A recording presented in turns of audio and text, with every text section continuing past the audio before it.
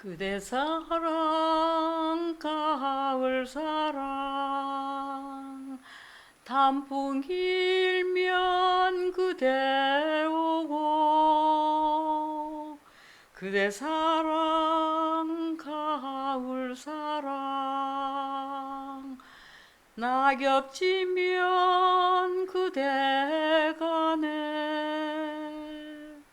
그대 사랑 가을 사랑 파란 하늘 그대 얼굴 그대 사랑 가을 사랑 새벽 안개 그대 마음 가을아 가을 오면 가지 말아라 가을 가을 내 맘 아려나 그대 사랑 가을 사랑 저 들길에 그대 발자국 그대 사랑 가을 사랑 빗소리는 그대 목소리 가을아 가을 오면 가지 말아라 가을 가을 내 맘 아려나 그대 사랑 가을 사랑 저 들길엔 그대 발자국 그대 사랑 가을 사랑 빗소리는 그대 목소리 우우우우우우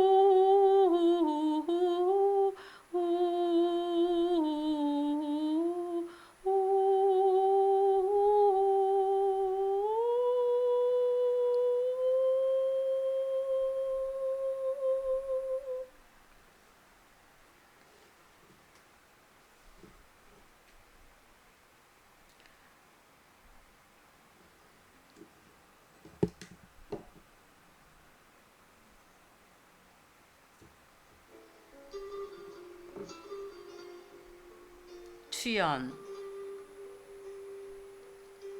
연송 가을 산 하늘이 좋아 발 닿는 곳 금성산성 천년의 고요 잠긴 성 막루 위에 선열에 넋 누워 있다. 만추의 산 아직도 수묵화 점점인데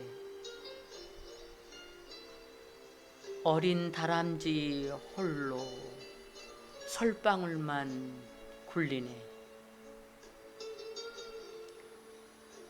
골짜기 깊어 산바람 소슬바람 간장을 씻기운 채 우뚝 솟은 운봉 서러워 사슴목 빼고 하늘 햇살 그린다. 무례한 상객 발길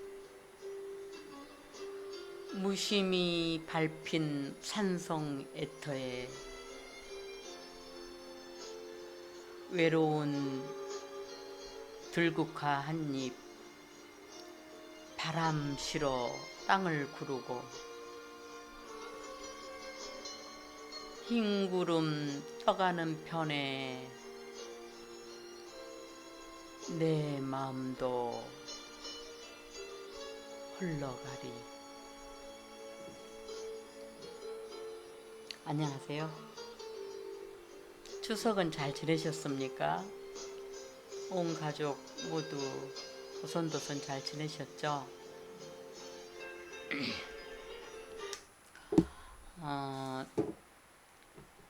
먼저 불렀던 노래 가을사랑입니다. 가을사랑은 신계행 노래죠. 신계행 노래의 가을사랑은 작사 작곡을 민재용 씨라는 분이 했군요. 작사와 작곡을 같이 했고, 또 신계행 씨는 1960년도 제주도 출신입니다.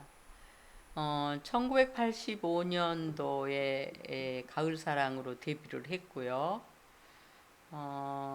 그 뒤로는 신계행 씨 목소리가 그 가을 색에 어울리는 그런 음색인데, 지금은 그 노래를 많이, 이것이 대표적인 노래 같아요. 이 노래가 많은 사람들이 가을이 되면 이렇게 불러지는 노래죠. 작사 작곡을 하신 민재용 씨는 바람가새라는 노래와 뭐 빈 가슴의 마음 등 여러 가지 뭐 작곡을 하였네요. 작곡을 했네요. 그 다음에 그 추연은 가을추 맞일년 해가지고 가을맞이입니다. 이거는 연송. 제가 좀 오래 전에 그 가을 산을 가가지고 이제 쓴 건데요. 지금 가을이 돼서 이제 한번 읊어봤습니다. 그런데 이제 계절로는 조금 더 깊은 가을이 것이 지금보다는 조금 더 깊은 가을에 썼던 시입니다. 그렇고요. 그 다음에 이제 그동안 제가 이제 먹미심스러운 할멍의 일침이라 그래가지고 이렇게 했었는데요. 제가 다시 이제 여러분들한테 말씀드리고 싶은 것은, 그러다 보니까 그 이제 먹미심서는 이제 이제 실은 먹민간이 그 행정을 수행하는 데 있어서 이러이런 지침에 의해서 이런 마음가짐으로 해야 된다, 이런 것이잖아요. 그런 것인데 이제 그것도 마찬가지로 뭐 치정자는 누구나 다 해당되는 것이죠. 뭐 국가의 대통령이든 누구든지 지방행정기관의 장이든 다 해당되는 것이기 때문에 그렇게 했는데요. 하다 보니까 현 정부의 그 정치 지도자라든지 이제 이렇게 대통령이라든지 이런 이야기들, 거기에 맞지 않게 행정을 수행하는 모든 것들이 나오다 보니까 언제나 네거티브가 이렇게 나올 수밖에 없죠. 지금 정치를 다스리고 있는 모든 것들이요. 그래서 제가 나이 먹은 사람으로서 자꾸 이렇게 부정적인 이야기를 해야만 하다 보니까 먼저 내 자신이 스트레스 받는 것 같고, 심성이 이렇게 뭐랄까 맑은 마음이 안 되고 자꾸 이렇게 불편한 마음이 되더라고요. 그래서 뭐 이런 것들이 건강에도 별로 좋지 않을 것 같고, 이제 그런 생각이 듭니다. 많은 사람들이, 저보다도 더 훌륭한 사람들이 또 비평을 하고 비판을 하고 이렇게 해서 이 나라를 바로 잡아칠 것 같고요. 그래서 이제 저는 이제 조금 약간의 좀 방향을 바꿔봤는데, 어떤 식으로 했냐면 이제 위인이라든지 역사적인 인물들이 있었던 어떤 에피소드라든지 비하인드 스토리라든지 어떤 그 스토리텔링으로 이렇게 한번 이렇게 해 가는 것도 굉장히 의미 있고 좋을 것 같아요. 그래서 그런 방향으로 조금씩 한번 해 보면 어떨까 싶어서 오늘은 이제 아테네의 어떤 좀 약간 굉장히 감명 깊고 또 그 훌륭한 그런 글귀가 있어서 그것도 한번 소개해 드리고요. 그다음에 톨스토이에 대한 이야기를 조금 하고 이렇게 해서 마칠까 합니다. 그래서 이제 우리가 그 민주주의를 대표하는 나라, 민주주의를 최초로 발전시킨 나라 그러면 아테네를 꼽을 수가 있잖아요. 그리스의 전신 도시국가였던 아테네요. 근데 이제 그 아테네에서 그 아테네의 모든 것들은 그 그리스의 그 학교라고 이렇게 일컬어지기도 합니다. 모든 모범을 거기서 이제 그 정립을 시키고 그랬었죠. 근데 그 아테네에 기원전 460년 이후에 탁월한 국가 전략 의장이 있었어요. 그러니까 요즘으로 말하자면 대통령이죠. 최고 수장이죠. 이런 사람이 페리클레스라는 사람이 있었는데, 이분이 그 시민 각자들에게 그 행동 원칙이랄까요? 행동 수칙이랄까요? 그 자연스럽게 스스로의 마음가짐 같은 것을 설파하는 게 있어요. 근데 너무나 격조 있고 좀 정말로 훌륭하고 좀 존경스러운 어떤 그런 부분들이 그런 내용이 있어서 한번 여기서 소개를 해보고 싶었어요.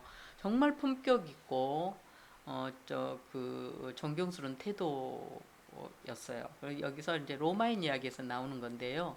그래서 이거를 한번 우리가 한번 생각해 보면서 한번 같이 음미해 보면 어떨까 하는 생각이 들었습니다. 제가 한번 읽어 보겠습니다. 우리는 질박함 속에서 미를 사랑하며 탐닉함이 없이 지식이죠. 지를 존중한다. 부를 추구하지만 부는 가능성을 유지하기 위함일 뿐 어리석게도 그 부를 자랑하기 위함이 아니다.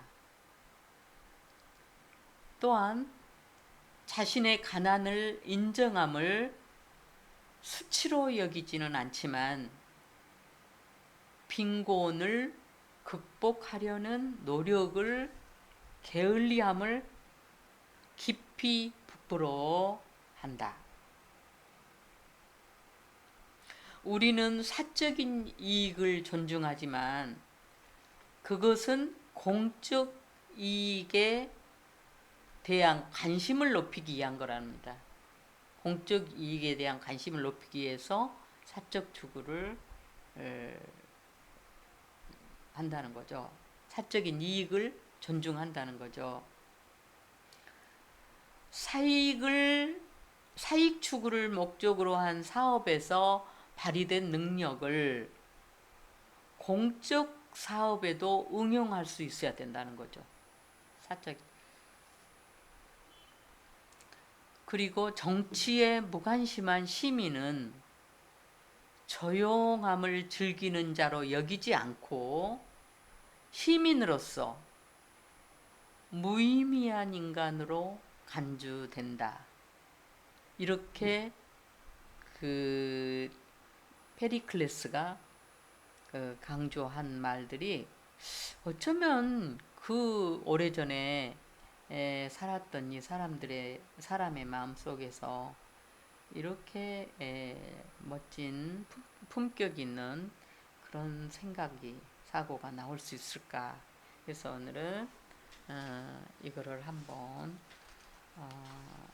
이렇게 함께 같이 읽어보았습니다. 그 다음에 이제 그 톨스토이에 대해서 한번 잠깐 우리가 너무나 잘 알고 있는 그 톨스토이에 대해서 당시에는 이제 모스크바에 살았죠.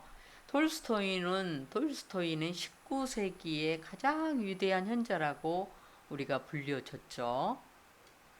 톨스토이는 모스크바에서 좀 많이 떨어진 그 툴라시 플라냐라는 마을에서 1828년에 그 지주인 아버지가 땅을 많이 갖고 있는 그런 넷째 아들로 태어났답니다. 젊은 날에는 학문에 매우 게을리하면서 삶에 대한 회의나 무기력으로 방탕하고 시간을 허송하고 지냈다 합니다. 그러다가 군대를 지원을 해서 자주 자원 입대를 해가지고 그러고서 이제 전쟁을 했죠. 그때는 전쟁을 1차 대전, 2차 대전, 1차 대전을 겪으면서 탁월한 문장력이 발휘되어 작품 유년 시절이라는 작품을 쓰게 됐답니다. 그래서 작가로서의 그 탁월한 그 문장력을 인정받았다고 할 수가 있겠죠.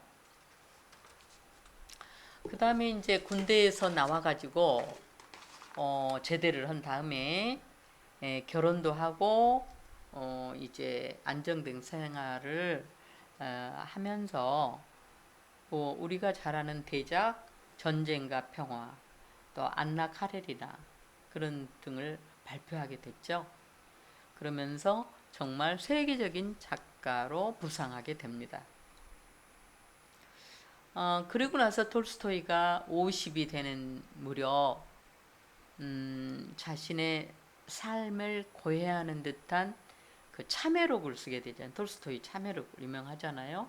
참회록을 쓰고 나서 절대적인 아주 극단적인 그러니까 도덕주의자로 됩니다.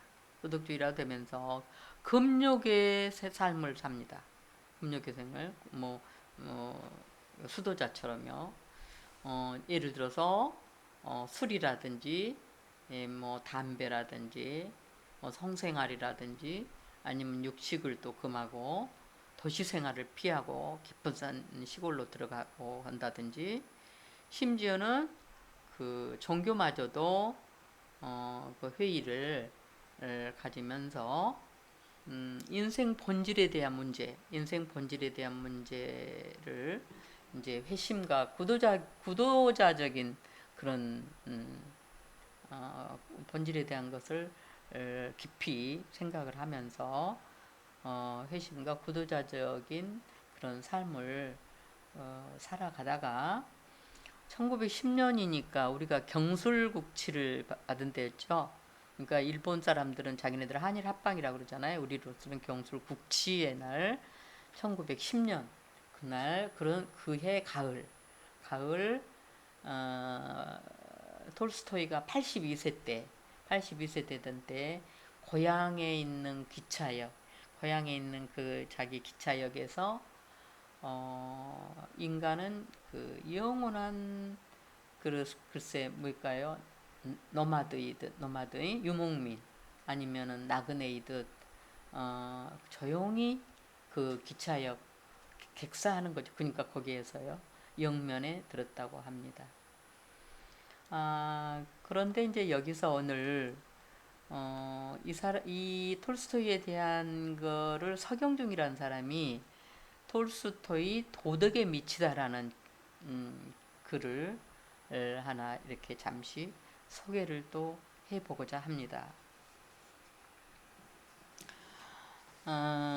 그는 예술가였지만 예술을 미워했다. 그는 톨스토이입니다. 톨스토이는 귀족이었지만 귀족을 미워했습니다.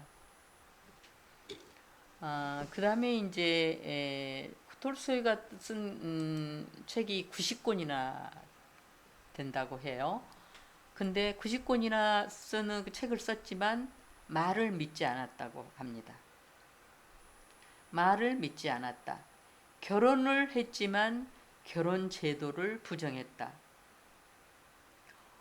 언제나 육체의 욕구에 시달리면서도 금욕을 주장을 했습니다.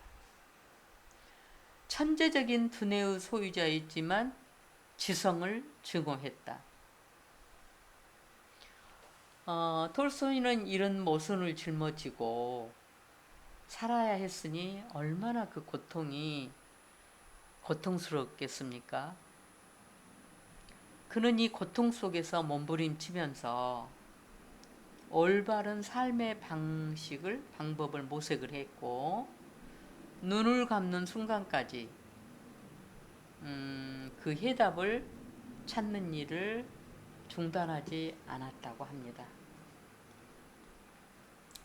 그가 찾는 해답은 대체로 절제해야 한다. 절제는 아마도요, 모든 면에서 절제겠죠. 절제를 음식 섭취하는 것도 절제가 들어갈 것이고, 모든 면에서 금욕의 생활이 그 절제 모든 면으로 같이 함께 들어가겠죠. 그 다음에 착하게 살아야 한다. 우리가 어떻게 보면 좀 평범하게 보이는 그런 들리는 말이지만 쉽게 착하게 살아야 한다. 그리고 정직해야 한다. 그리고 사람을 사랑해야 한다. 그러니까 약간의 아가페적인 그런 사랑을 말을 하겠죠. 그 다음에 나를 위해서가 아니라 남을 위해서 살아야 한다. 이렇게 이런 것들이 그가 찾는 해답의 핵심인데요. 여기에서 나는 가만히 생각을 해봤습니다. 나는 이 중에서 몇 가지나 실천하면서 살아갈 수 있는가 이렇게 한번 생각을 해봤어요. 그러면서 성찰을 한번 해봤죠. 물론 젊은 시절에 생각하는 그 해답과 노년기에는 좀 다를 수가 있겠죠. 다를 수가 있을 테지만 노년기에 있는 나는 과연 남을 위해서 살고 있는가? 나를 위해서 나를 추스리고 나를 챙기면서 사는 것도 급급한 것이 아닌가?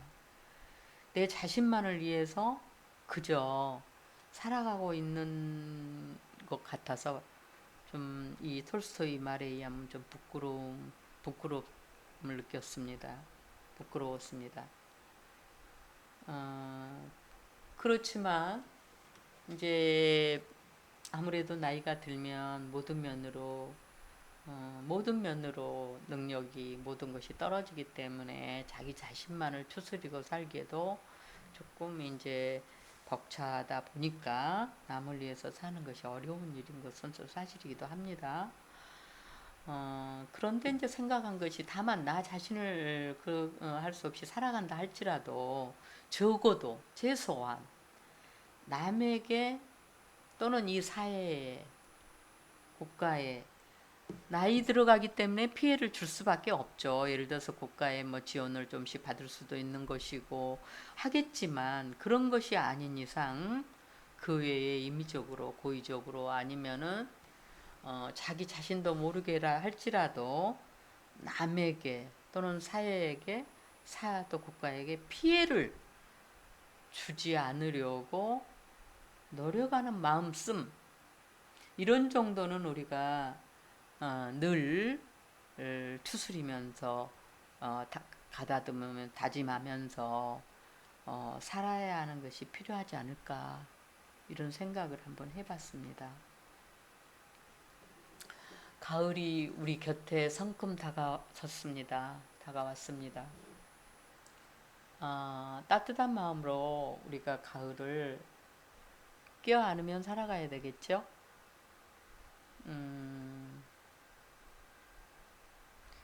그 계절과 세월은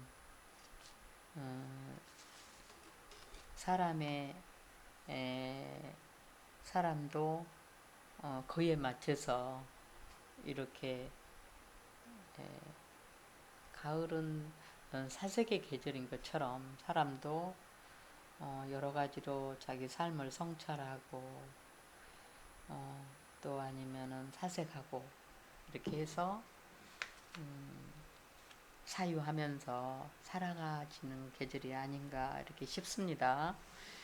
늘 건강하시고 하지만 아름다운 마음을 늘 잃지 마시고 이렇게 하루하루